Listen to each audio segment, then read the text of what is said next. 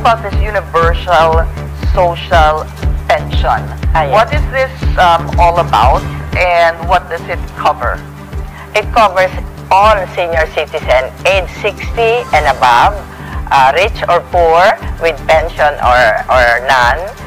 Everybody, all senior citizens are covered with this universal social pension. Walang diskriminasyon, walang pili-pili, walang lista-lista. Basta 60 years old ka na, you're entitled to it. Entitled to what? To a pension.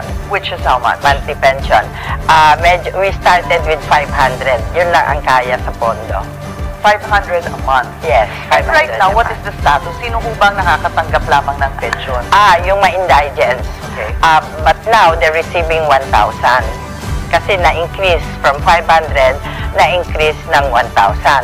And there are 4,085,000 who are receiving that 1,000. Sa ngayon? Yes, sa ngayon. So sabi ko, kasi yun talaga ang clamor ng mga senior citizen, bakit daw sila wala, bakit daw na-discriminate sila, lalo na yung mga mahihirap din.